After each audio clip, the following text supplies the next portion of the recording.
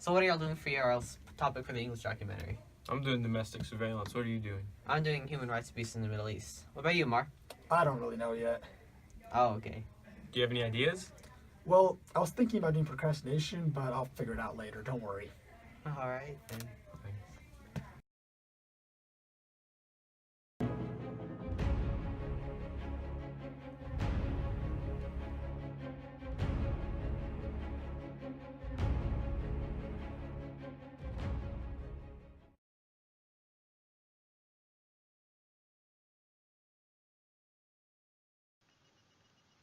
Should I start it?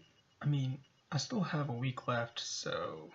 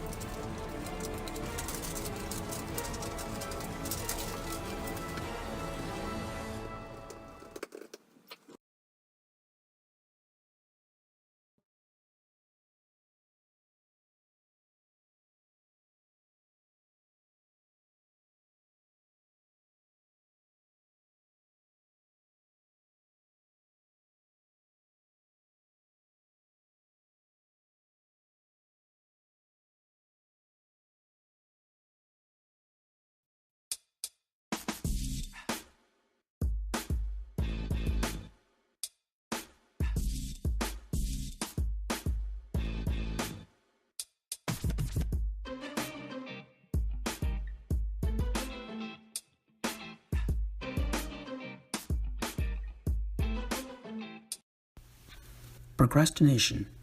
We know what that means. For some of us, it's when you don't do one homework assignment because you're not in the mood to do so.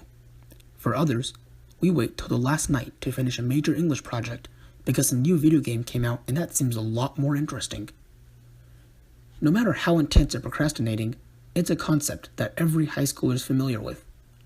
A student survey conducted a few days ago by your favorite procrastinator revealed that over 40% of students procrastinated pretty often.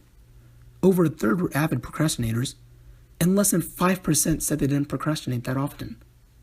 And we all know that one person who said rarely wasn't telling the truth. So, it seems like everyone procrastinates. But what do we tend to procrastinate on? Unsurprisingly, the survey revealed that 78% of students procrastinated most often while doing homework. However, many responses went on to explain that they also procrastinated on a variety of other things, such as doing chores at home, practicing their musical instrument, and finishing the survey itself. What do we do while we waste our time? Here, the student responses got more varied. Some students slept instead of doing work. Some browsed the internet going to random websites. Some watched YouTube videos. And some others did nothing, just sitting around idly wasting time. Looking at all these responses, it's hard to blame the idea of thinking that procrastination is really a broad and unconnected topic. However, the survey also revealed that almost all procrastinators had one thing in common. They thought procrastination was a big problem. We can almost all agree that procrastination has a negative effect on our lives. So how do we eliminate this problem? Well, first, we need to understand exactly what procrastination is and why we procrastinate. So, why do we procrastinate? Well, somewhat unsurprisingly, scientists have no idea. Maybe because they're procrastinating also. One of the current leading theories suggests that we procrastinate not out of laziness, but because we fear or hate the thing we want to accomplish. And so we don't want to face it. In short, it's an emotional reaction. Tim Urban, who runs the blog Wait But Why, effectively explained why we procrastinate through a series of images. According to Urban, this is what we can imagine a normal human mind to be like. This non-procrastinator has a firm grip on their goals and how they'll pull them off, as seen by how he labels the person in question, rational decision maker.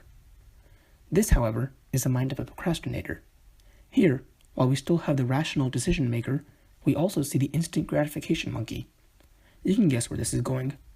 Now, whenever the procrastinator tries to get things done, this instant gratification monkey steps in and decides to interfere, and distracts our procrastinator from doing any work. Now, even the worst procrastinators will recognize that they're wasting time. People don't actually want to refrain from doing an important task. The problem is, this instant gratification monkey that takes over us doesn't understand this urge to complete a task. It's concerned with doing anything else besides hard work.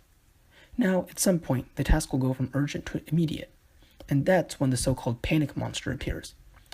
This panic monster represents that deadline or checkpoint that comes up, the time you needed to have that particular task completed by. The panic monster serves the express purpose of scaring away the instant gratification monkey. In this time, every procrastinator comes to their senses, and they rapidly do their work and finish it in a very short time frame.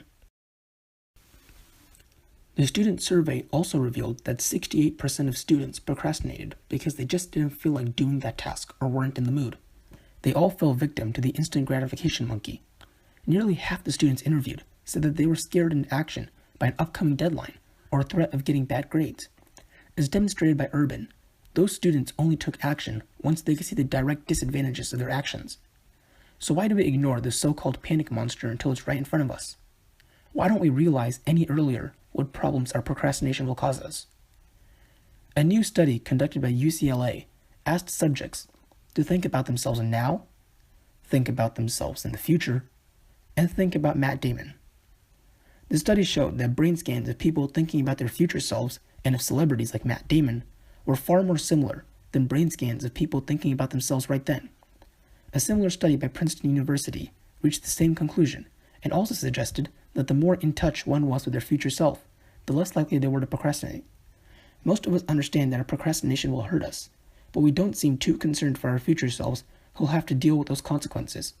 Either way, once we hit that point in the future, we suffer as a result of that procrastination.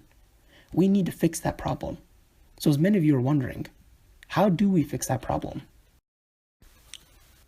As every human mind is different, there's no one-size-fits-all cure. However, there are simple changes that each and every one of us can make in our lifetimes, and those small changes will bring about massive shifts in our time management skills, and by extension, how much we procrastinate. There's a bunch of different things you can use to stop yourself from procrastinating. For one, you should face your feelings on the task you need to complete.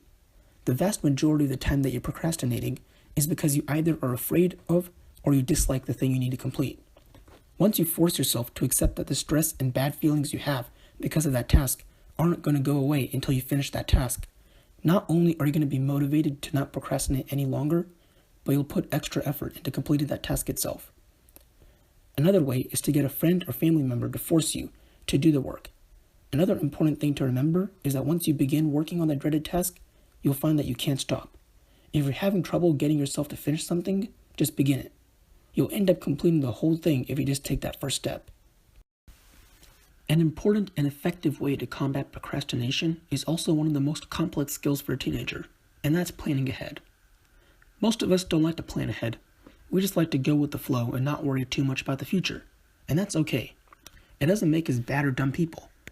But at some point, we need to realize that the only way we're going to move forward in life is if we stop, decide what we want to do, and how we're going to do it. The recent student survey asked students how they planned and kept track of things they needed to do. Students who tended not to procrastinate as much also had far higher rates of using planners and other lists to organize their activities. The vast majority of students who reported that they had no method to plan their day also said they procrastinated almost always or pretty often. Good planning is essential to fighting your procrastination, and it ties into all the previous things we've discussed. When you plan every aspect of what you need to do, this daunting task stops becoming so scary. The reason why we're so scared often to do things is because we don't understand them, and we don't want to possibly fail trying to learn how to do that task. Once we plan how to complete our goal, then we know what to do and how to do it. Also, once you have planned your course of action for the entire project, you can then split that giant task into multiple tinier tasks. That huge scary project isn't as scary now, is it? Now you have tiny plans for each day. Create a student survey in one day? That's not nearly as bad as having to create an entire documentary in a week. Once your plan is split into multiple tiny pieces, you'll find it even easier to not only get yourself to work on things, but to be enthusiastic about those things and put your best effort into it. It's a win for you no matter how you look at it. Now, I'm sure many of you watching this video right now are mildly interested and may occasionally agree with what I say, but you don't want to change the things I'm suggesting. Maybe you feel like it would take too much work. Maybe you just don't feel comfortable doing it. Whatever the case, you're not sure if you can beat your procrastination. I mean, do you even need to beat it? Yeah, it sounds kind of bad, but has it really ever hurt you that much? Well, stop and think. What happens when you procrastinate? Maybe you got this terribly stressful English assignment a few days ago, and you really didn't want to deal with it. Well, you have a few options ahead of you. You can force yourself to work on that project, but really, who has time for that? Just play around instead. Watch a YouTube video on the economics of death on Crash Course. Teach yourself an almost extinct language. Start studying quantum mechanics. No matter what you pick, you're enjoying life and everything's great. Besides that nagging feeling that you need to get the project done, of course.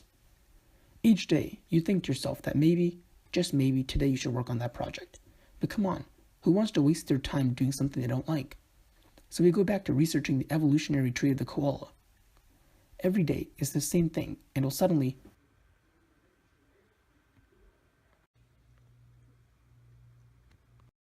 tomorrow's a due date. What? When did that happen? Now you have a major project due in hours, and you have almost no progress done. Of course, you're prepared. You know exactly what to do in this situation. Panic. A lot. The next morning, you walk into school, a tired, exhausted, soulless shell of your former self. What you had to do the previous night to finish this project includes horrors you never wish to discuss. And the lesson you learned from this experience? To hate yourself for messing up this badly and leaving everything for the last minute. Until the next project is assigned and you find yourself looking at the dietary habits of the Venus flytrap. The thing is, the more we hate ourselves for procrastinating, the more likely we are to procrastinate again in the future. We'll be in an even worse mood the next time we're given a project, and we'll want to do the work even less. It's a cruel downward spiral that leads to the ultimate result of looking up the geological composition of the Grand Canyon. Trust me, if you're wasting time looking up the geological composition of the Grand Canyon, you've hit rock bottom. Procrastination has hurt all of us at some point or the other, but we need to understand that blaming ourselves for this flaw isn't going to fix anything. The first and foremost thing we need to do to quit procrastination is to learn to forgive ourselves. When we understand that we aren't to blame for this mistake, and that we can always improve and do things better the next time, then we've taken the first and most important step in quitting this dangerous habit. Ending procrastination isn't something we can just leave for later and worry about afterwards, while doing other more important things right now. To quote Charles Dickens, procrastination is the thief of time. Collar him. When you stop yourself from wasting time and you make yourself complete every goal you've set, you'll see a change in your life. You'll see things get better, and you'll see that everything you've worked for will come about. Procrastination is something that affects almost everyone. But if you take that first step today and stop trying to procrastinate, then tomorrow, you'll be in that small minority. If there's anything you take from this documentary, then remember that the only thing you should ever procrastinate doing is procrastination. Thank you. The end.